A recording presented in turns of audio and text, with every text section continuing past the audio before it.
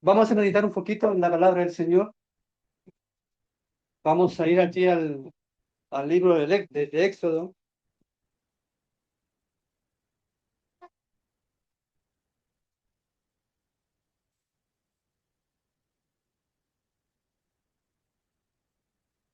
Libro de Éxodo, ¿no? El capítulo 3.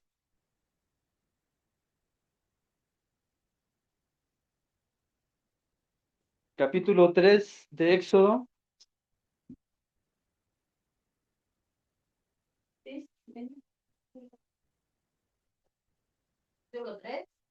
Capítulo 3 del verso 1 en adelante, hasta el 14, del 1 al 14.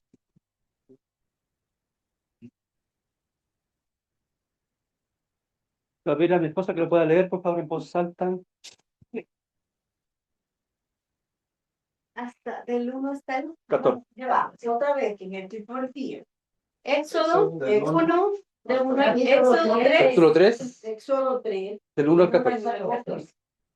Dice así la palabra del Señor. Dice, Moisés apacentaba el rebaño de Yetro, su suegro, sacerdote de Madián. Condujo el rebaño hacia el lado occidental del desierto y llegó a Oreb, el monte de Dios. Y el ángel del Señor se le apareció en una llama de fuego en medio de una zarza. Al fijarse Moisés, vio que la zarza ardía en fuego, pero la zarza no se consumía. Entonces Moisés dijo, me acercaré ahora para ver esta maravilla, porque la zarza no se quema. Cuando el Señor vio que Moisés se acercaba para mirar, Dios lo llamó de en medio de la zarza y dijo, Moisés, Moisés. Y él respondió, aquí estoy. Entonces Dios le dijo, no te acerques aquí, quítate las sandalias de los pies, porque el lugar donde estás parado es tierra santa. Y añadió, yo soy el Dios de tu padre, el Dios de Abraham, el Dios de Isaac y el Dios de Jacob. Entonces Moisés se cubrió el rostro porque tenía temor de mirar a Dios. Y el Señor dijo, ciertamente he visto la aflicción de mi pueblo que está en Egipto y he escuchado su clamor a causa de sus capataces, pues estoy consciente de sus sufrimientos. Así que he descendido para librarlos de mano de los egipcios y para sacarlos de aquella tierra a una tierra buena y espaciosa, a una tierra que emana leche y miel, al lugar de los cananeos, de los hititas, de los amorreos, de los fereceos, de los heveos y de los jebuseos. Y ahora el clamor de los israelitas ha llegado hasta mí. Mas he visto la opresión con que los egipcios los oprimen. Ahora pues, ven y te enviaré a Faraón para que saques a mi pueblo, a los israelitas de Egipto. Pero Moisés dijo a Dios, ¿quién soy yo para ir a Faraón y sacar a los israelitas de Egipto?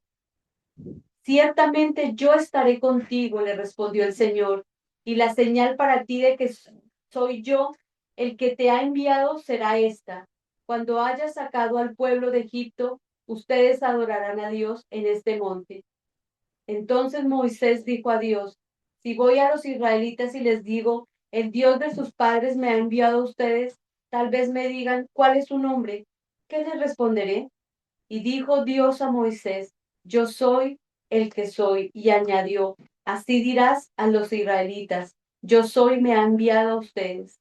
Amén. Amén. Voy a tomar asiento, hermano. Un pasaje bien conocido de la Escritura, donde vemos el contexto, lo explica ahí, ¿cierto? Moisés había huido al desierto huyendo de Egipto.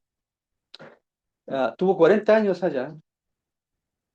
Israel era afligido en Egipto como esclavos y estaba apacentando las ovejas y ve esta visión hermosa, grande, poderosa, gloriosa, de una zarza, un arbusto pequeño que ardía en llamas en la montaña, y él subió y se acercó para ver qué es lo que era. Él dice, esta maravilla, ¿por qué la zarza, aunque arde en fuego, tanto rato, ya ha estado mucho rato mirándola y acercándose, y la zarza no se consumía?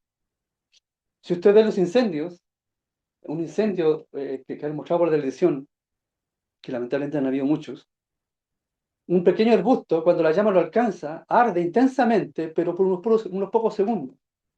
Se consume el material del arbusto y ya se apaga. Queda solo los carbones y las cenizas. Pero esta zarza ardía, ardía y ardía y nunca se consumía. Y aquí vemos que el texto es claro al decir, y el ángel de Jehová se le apareció. El ángel de Jehová. Cuando la Biblia usa la frase el ángel de Jehová en el Antiguo Testamento, estamos hablando de cristofanías, de apariciones de Cristo en el Antiguo Testamento. Y lo nombran, normalmente lo nombran como el ángel de Jehová o la figura visible de Dios. Pero no se le apareció en forma de hombre. Dice el texto que era el ángel de Jehová, pero se le apareció como una llama ardiendo en una pequeña zarza, uno de los arbustos más sencillos y más humildes que pueden haber. Un sencillo y humilde arbusto, fácil de consumir, frágil. Si uno quiere hacer una fogata, podría usar la zarza para encender la llama solamente, porque con una sola zarza no va a hacer una fogata nunca. Es muy poco lo que dura. Pero esta era una visión maravillosa que tenía ahí frente a sus ojos. Y escucha al Señor que le dice, Moisés, Moisés, ya no te acerques, quita el calzado de tus pies porque el lugar donde estás es santo. Moisés, al escuchar que Dios le dice, yo soy el Dios de tus padres, el Dios de Abraham, de Jacob, de Israel, tiene el temor que todos los que estaban en el Antiguo Testamento tenían. Todos los que conocían a Dios tienen ese temor. Ver a Dios cara a cara era sentencia de muerte. Estar en la misma presencia de Dios era algo terrible. ¿Por qué? Porque el hombre estaba manchado en sus pecados. Dios había expulsado al ser humano de Edén por su pecado y había un conflicto serio entre Dios y los hombres. El ser humano estaba rechazado por Dios, destituido por su condición pecadora y su corrupción. Y Dios era santo, santo, santo, es santo, santo, santo.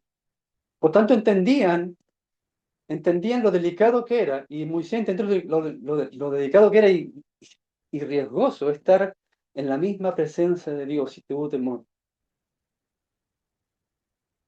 Ahora, esta presencia gloriosa que se le apareció allí lo manda a Egipto a liberar a su pueblo. Esta presencia de Dios, esta misma presencia de Dios, es la que también se manifestó cuando ya libera al pueblo de Israel de Egipto y va camino hacia el desierto.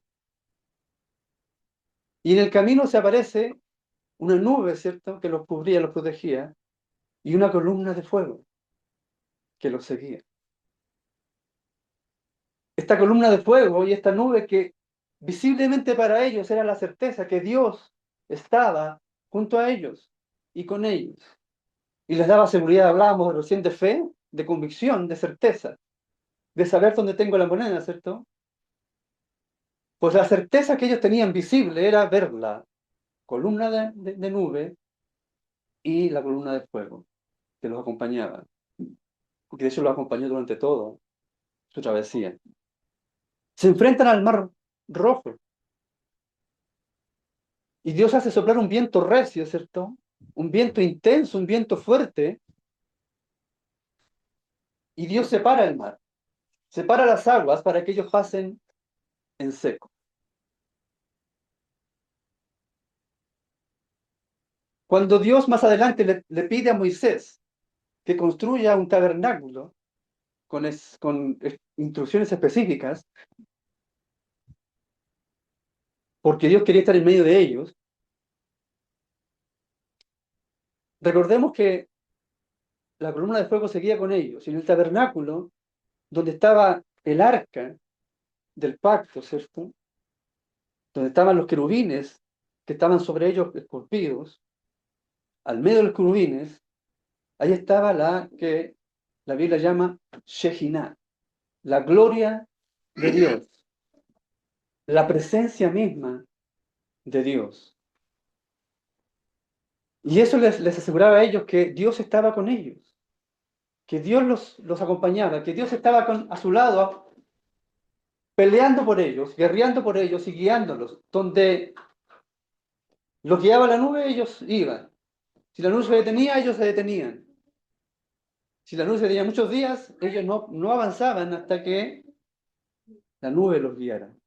Incluso en un momento dado Moisés dijo: Señor, si tu presencia no va con nosotros, orando a Dios, Moisés dice: si tu presencia no va con nosotros, no nos saques de este lugar y no nos permitas movernos de aquí. Yo me pregunto, ¿cuántos de nosotros hacemos esa oración cuando vamos a tomar decisiones? Señor, no me permitas, si lo que voy a hacer, lo que voy a emprender, lo que quiero empezar, o lo que pretendo hacer, si no es tu voluntad, si tu presencia no va a ir conmigo, si tu favor no va a ir conmigo y no va a bendecir esto, no me permitas, por favor, moverme ni hacerlo. Ciérrame todas las puertas. La presencia misma de Dios con el pueblo, y Moisés entendía que era trascendental, que era el meollo del asunto. Porque también la Biblia dice: si Jehová no guarda la ciudad, en vano vela el guardia. Por más esfuerzo que hacemos humanos, si el Señor no está ahí presente, no sirve, no prospera y no fructifica. Más adelante, vemos la Shekinah de Dios, la presencia misma de Dios. Cuando Dios, pasando los años, ¿cierto?, trae a David, y David en su corazón, por inspiración divina, tiene el deseo de construir un templo para Dios, hermoso, precioso, glorioso. Yo le digo: tú no lo construirás porque tienes mucha sangre en tus manos. Tu hijo, Salomón, lo hará. Vemos a Salomón construyendo el templo, años después, con perlas preciosas, con mucho oro, con la mejor madera, con los mejores materiales. Salomón entendía que solo era una casa, un lugar. Sabía que la presencia de Dios era importante, así que rogó a Dios. Y en la oración, Salomón dice: Señor, los cielos y los cielos de los cielos no logran contenerte a ti. ¿Cuánto menos esta casa que hemos construido? Pero que por favor tus ojos y tu oído esté atento y fijo en este lugar, que tu presencia, aunque los cielos del cielo no pueden contenerte, que al menos podamos saber que tu presencia está aquí y que tus ojos y oídos estarán atentos a nuestro clamor, Señor. Porque entendía que era el meollo del asunto. La presencia de Dios, la Shekinah de Dios, la gloria de Dios. Años más tarde, en la desobediencia de Israel y en los pecados permanentes y abominaciones permanentes, Dios profetiza que la gloria de Jehová abandonará el templo. Se iría del templo, los dejaría solos. Se alejaría de ellos porque Dios es santo y no puede habitar en la maldad, en el pecado y las abominaciones que Israel comenzó a hacer. Los lleva deportados a Babilonia. Los babilónicos destruyen el templo, se llevan el arca del pacto, se llevan los utensilios, pasan 70 años de esclavitud otra vez. 70 años fuera, no como nación. Llegan por voluntad de Dios a los 70 años, se cumple la profecía, ¿cierto? Jeremías, y Dios lo hace regresar y construyen un segundo templo. Y en este segundo templo muy pequeño, por cierto, en comparación con el de Salomón, no tenían el arca, no contaban con el arca, y la gloria de Jehová ya no volvió como la Shekinah que tenía el primer templo. La Shekinah, la llama de Dios y el fuego y el viento y el humo que llenaban el templo, ¿cierto? Con su gloria, esa gloria magnífica, ¿cierto? Que cuando Salomón dedicó el templo, dice que la gloria de Jehová era tal que los sacerdotes tuvieron que salir porque la gloria de Jehová llenaba el lugar. En el segundo templo esto no estaba. Y ellos sabían lo que eso significaba. Imagínense cuando esto lo anunció Ezequiel. Ezequiel anunció este abandono de la gloria de Jehová del templo. Lo que significó para aquellos que entendían, aquellos que lograban entender que la presencia misma de Dios ya no iba a estar con ellos. ¿Se imagina si Dios le hubiese dicho a Moisés, no, mi presencia no va a ir contigo? Moisés se hubiese derrumbado.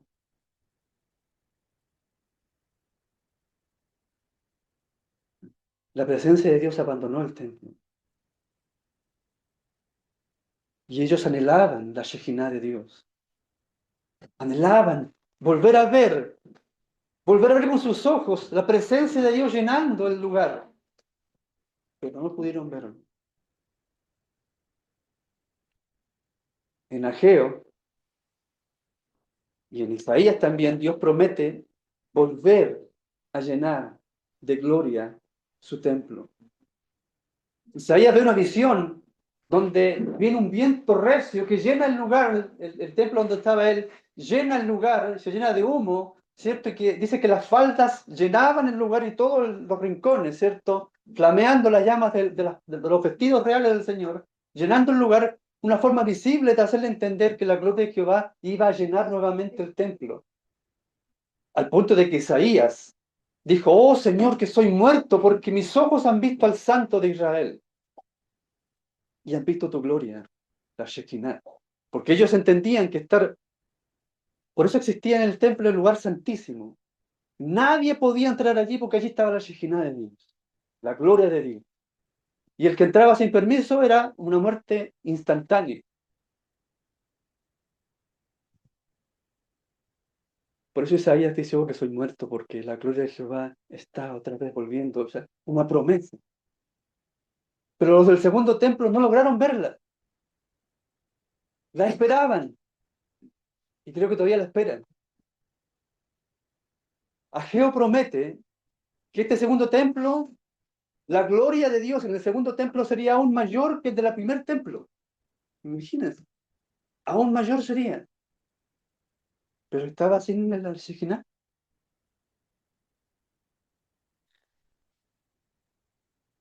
Y ahora la Shejinah, la promesa se cumplió. ¿Cuándo? Cuando Jesucristo visitó el templo. Dice la Escritura que en él habita corporalmente toda la plenitud de la deidad. Toda la plenitud de la deidad habita en él en forma corporal y física.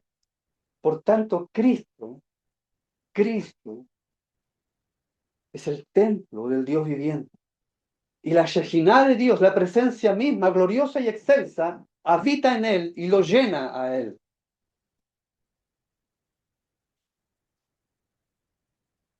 Jesús cuando anunció su ministerio, él dijo, el Espíritu Santo está sobre mí porque me ha ungido.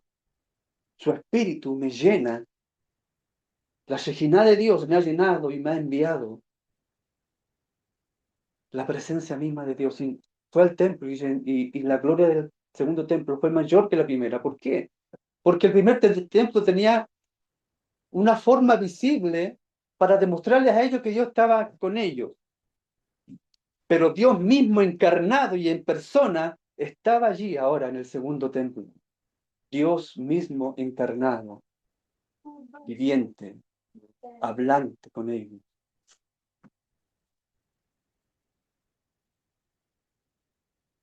Cristo cuando terminó su ministerio dijo, yo me voy, pero mandaré al Consolador. ¿Cierto? Nos mandará su Espíritu. Esperen en el lugar, ¿cierto? Esperen allá la promesa del Padre Y en el día de Pentecostés, cuando ellos estaban en el aposento alto esperando la promesa de Dios, estaban todos juntos, todos reunidos. ¿Y qué pasó de repente? ¿Qué pasó de repente, hermano Can? Todo, haga usted, para que Amén. tiene mal, sí pasó un tema, ¿no? ¿Qué pasó de repente allí en el lugar alto donde estaban todos orando, tranquilos, rogando al Señor y esperando la promesa de Jesucristo? Dice que de repente desde el cielo viene un viento recio, un viento intenso, fuerte, que llenó el lugar, donde todos estaban reunidos. Todos sintieron ese viento intenso, fuerte, que los rodeaba y los llenaba cada rincón del aposento. ¿Y qué más pasó? No solamente se quedó allí en el viento, se quedó también vino fuego que se aposentó sobre ellos, lenguas de fuego, como flamas y llamas de fuego que se pusieron en cada uno de ellos, sobre cada uno de ellos. Y el Espíritu Santo los llenó de su gloria, a todos los que estaban allí. Y fue notorio a todos los que estaban alrededor también de aquel aposento. Conocemos la historia. ¿A qué voy con esto? A que la gloria de Jehová, la presencia misma de Dios, la Shekinah, que estaba tan restringida allí en el lugar santísimo, que solamente el sacerdote, el sumo sacerdote, solo una vez al año podía acercarse allí. La que estaba hablando con Moisés allí, que Dios le dijo, quita el calzado de tus pies porque el lugar que pisas es santo, aquí está la presencia misma de Dios. Esa gloria, esa Shekinah, esa presencia misma de Dios, viva y palpante y vibrante, está ahora en la iglesia. Era la Shekinah de Dios que descendió a ese aposento alto y los discípulos, siendo judíos y conociendo la historia, entendieron y fue una señal inequívoca para ellos y clara y contundente de que la Shekinah de Dios por fin había regresado. Había regresado. ¿Pero cómo? Pero si ellos no son el templo está allá. Porque el templo ahora de Dios fue que estaba en Cristo, ¿cierto? Estaba en Cristo. Cristo es el templo de Dios. Pero Pablo dice que nosotros ahora, la iglesia, somos el templo de Dios, somos el cuerpo de Cristo. Y como cuerpo de Cristo somos el templo del Dios viviente. Por lo tanto, Dios, la gloria del Señor llenó la iglesia, porque la iglesia ahora es el templo definitivo de Dios. Y la presencia misma de Dios vive en nosotros y en cada uno de nosotros. La presencia misma de Dios vive en nosotros, su Shekinah. Mire, mire la obra extraordinaria que hizo Cristo con el pecado y cómo lo venció tan rotundamente y definitivamente que ahora ya no hay pared de separación. Ya la Shekinah no está ya restringida, el lugar santísimo ya no está detrás de un velo que hay que entrar una vez al año y con sangre y con sacrificio, sino que ahora vive en nosotros. El pecado fue quitado. La sangre de los toros y machos cabríos cubría el pecado, lo cubrían por un tiempo. Lo disimulaba, lo ponía debajo de la alfombra. Pero viene Cristo ahora y lo quita todo, toda esa pudredumbre, todo ese pecado, toda esa maldad, toda esa separación, ese conflicto, esa enemistad, esa expulsión que sufrimos de Edén, lo hace a un lado, lo derriba todo lo que causó el pecado, lo destruye todo y nos reconcilia con Dios con un solo sacrificio contundente y definitivo y para siempre, y que aplastó al diablo y que aplastó el pecado y lo quitó de en medio. Bien. Y a veces vemos el sacrificio de Cristo como algo efímero. Lo recordamos como algo histórico. Sacudió los cimientos mismos de la creación. Sacudió el universo entero. Hizo estremecer los cielos para unir nuevamente lo que se había roto, para llevarnos a Dios.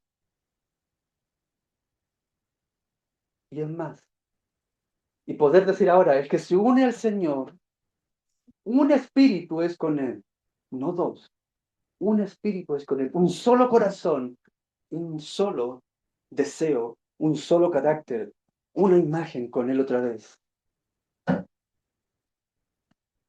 Eso es lo que Dios ha puesto en nuestro interior, su misma presencia, que nos acompaña a donde nosotros vamos. Somos el templo de Dios y su presencia habita en nosotros. Pregunto, ¿cómo tratamos el templo de Dios? ¿Cómo, a qué lo exponemos?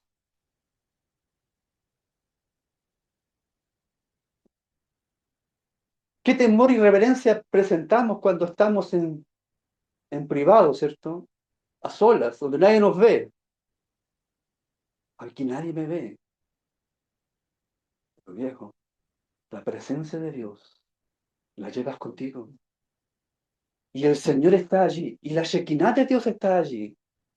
Piensa en eso antes y pensemos en eso antes de lo que vayamos a hacer cuando estamos en privado. O los pensamientos que a veces rodean nuestra mente. O las palabras que a veces usamos. O las conversaciones las cuales nos reímos. Los programas que vemos. La música que escuchamos. Las entretenciones que elegimos. La presencia de Dios, la Shekinah de Dios, va con nosotros y está en nosotros. En segundo lugar, y para terminar, la presencia de Dios se le mostró a Moisés y los acompañó a ellos, al pueblo de Egipto, al pueblo de Israel que estaba en Egipto, esclavo. El propósito era liberarlos, el propósito era liberarlos de la esclavitud de Egipto. No, traerlos a él otra vez, ser su Dios, ser su Señor, estar con nosotros, estar con ellos. Así quiere Dios estar con nosotros ahora, y lo está, porque somos su templo. Él está con nosotros en la angustia, Él está con nosotros en la ansiedad, Él está con nosotros en nuestra confusión, Él está con nosotros en nuestro temor, en nuestra debilidad.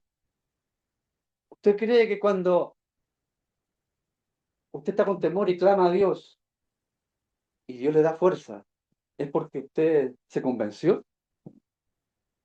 ¿Es porque usted sacó, no sé, un segundo aire? ¿Es porque todavía le quedaba algo? No. Esa fuerza, esa insistencia, esa persistencia, esa resistencia y perseverar, aunque todo se destruya alrededor, ese perseverar viene de la gloria de Dios que está en nosotros, de su fuerza. Por eso le dice la Biblia, fortaleceos en el Señor y en el poder de su fuerza, porque Él da esfuerzo alcanzado y multiplica la fuerza al que no tiene ninguna. Y por eso en Isaías Dios dice, no temas porque yo estoy contigo. Señor, ¿estás a mi lado? ¿Estás aquí al lado mío? No, estoy dentro de ti. Yo te habito. Porque Jesús dijo, el que me ama, mi palabra guardará, y mi Padre le amará, y vendremos a él y haremos morada con él o en él. Por eso el Señor nos guarda, nos cuida y nos protege. Hay tantos testimonios de gente que el Señor le ha impedido ir a un lugar o a otro lugar, o ha cambiado las circunstancias para que las cosas planeadas no se concreten, para librarlos de Dios, o para librarlos de nuestros propios errores. Muchas veces Dios nos cierra puertas para evitar nuestros propios errores, para alejarnos de nuestra obstinación. Entonces, por eso dice la Biblia, todo lo que hagamos, sea de palabra o de hecho, hagámoslo para la gloria de Dios, porque somos templo de Dios. ¿O no sabéis, dice Pablo, que son templos del Espíritu Santo y que no sois vuestros? ¿No se pertenecen? No nos pertenecemos a nosotros mismos. Nuestro cuerpo no es nuestro cuerpo, como hay un eslogan por ahí, mi cuerpo, mi decisión, ¿cierto? No es mi cuerpo, no es mi decisión. Yo no le voy a hacer a mi cuerpo lo que a mí se me plazca, porque no es mi cuerpo. es el templo del Dios viviente. Por tanto, tengamos el cuidado, la confianza de que Él va con nosotros, pero el cuidado también de que todo lo que hagamos sea para su gloria, para la honra y gloria de su nombre. Amén. El Señor nos ayude en esto. Amén. Oremos al Señor. Amado Dios, amado Señor, amado Creador, te damos gracias, Dios mío, porque tú estás con nosotros, Señor. Nos diste este gran privilegio, Señor, de que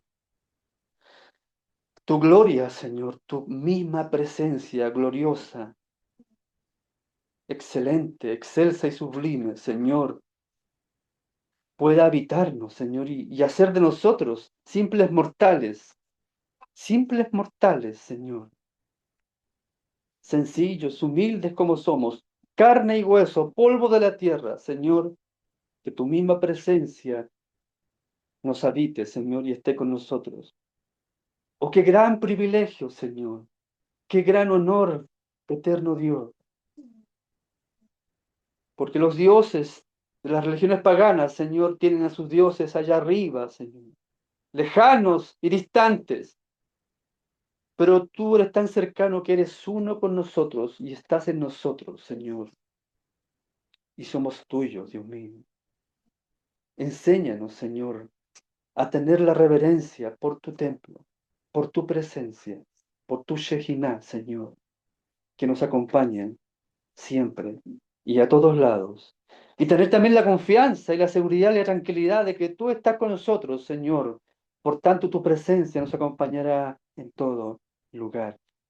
Gracias, Dios mío, porque tu protección nos guía. No como en Israel, Señor, que era una figura de nube y de columna de fuego. Tú ahora estás en nosotros, Señor. Y por fe lo entendemos y lo creemos, Señor. Gracias, Padre, en el nombre de Jesús. Amén.